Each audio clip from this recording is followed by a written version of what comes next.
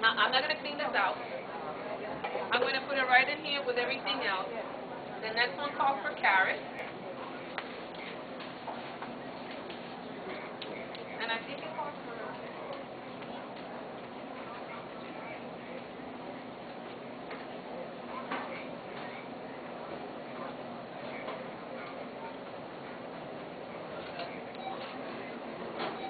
Now, for those of you that are diabetic, two of the sweetest vegetables that you can use are, of course, carrots and beets. They're super, super, super sweet.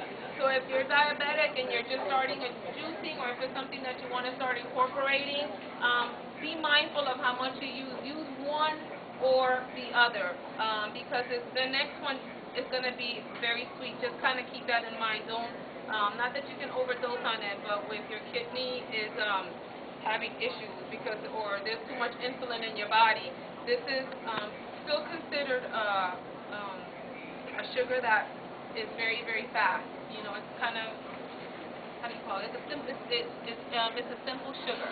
So you have to be careful of how much it is, because when you juice it, you're taking away all the fiber. So it's a lot of sugar in your system quickly. So just be mindful of that. It's kind of getting like a sugar high.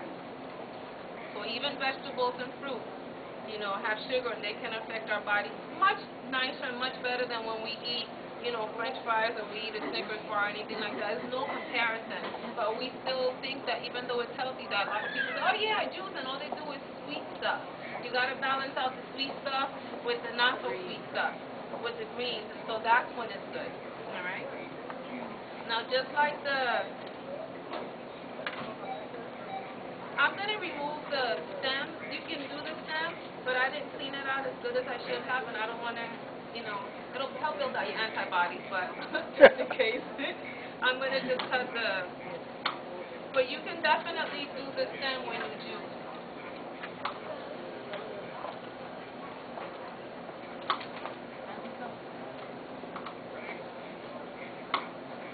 All right. And you can do this one as well, but I think I'm going to do it.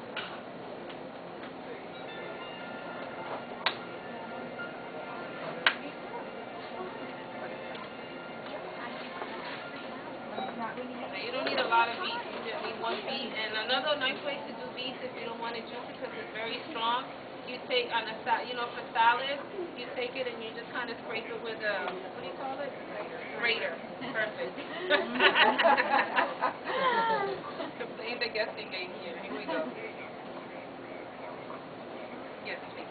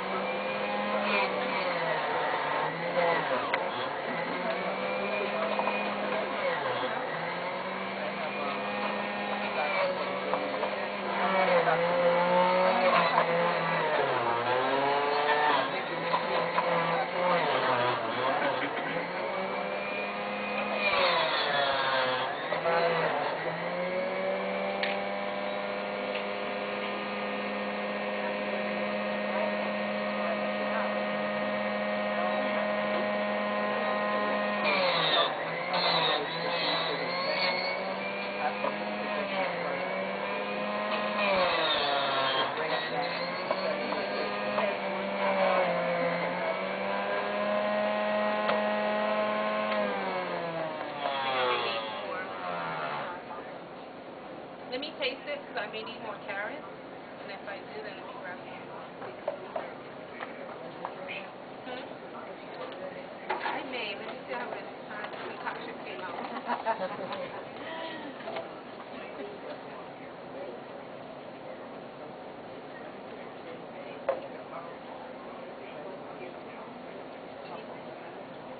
Actually, no more celery. I don't know that I would put ginger in this one. For me, I don't think that I would do it. What was I going to say?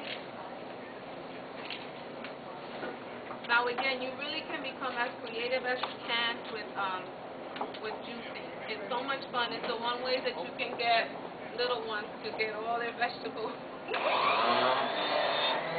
especially if they participate in it.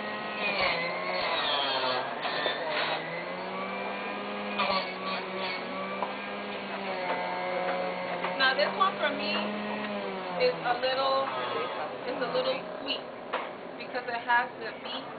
But this is an excellent, excellent drink to take when you're detoxifying your body. And you kind of want to detoxify when you are just being excessive and gluttonous in ways that we shouldn't be. When it comes to food, you know, we go on that carnival and they got food 24 hours a day, 7 days a week, so we eat the ice cream and we have this, and we just go crazy. So when we put our bodies on overload like that, if we're going through a period that is highly stressful, sometimes it's good to go through a detox. And a detox is really a break from food. We don't need to consume food per se. The most drastic detoxification a person can do is just a water detox. That's a little tough in our environment unless we're in a spa and people are giving us massages and they're doing this and they're doing that. But, you know, a lot of us can afford that and we don't have the time to take to go to a 7-day spa and do a detox. So doing it with juice and the broth of soups and that sort of thing is a good thing. No eating. And people think, oh my God, no eating for 7 days, 7 to 10 days, no, it's doable. We have an addiction to food.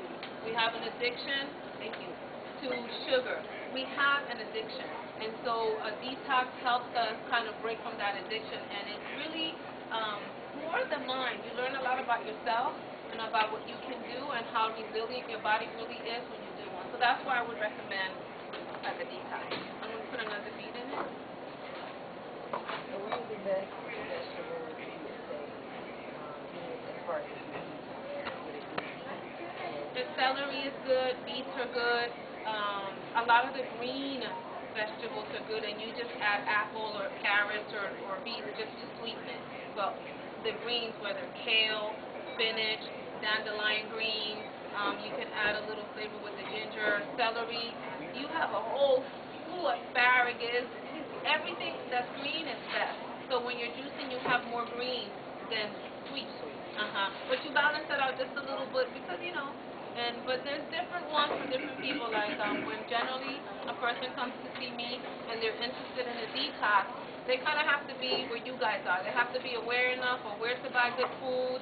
They have to be aware enough that they know that McDonald's and those types of things are really poisonous foods to our system.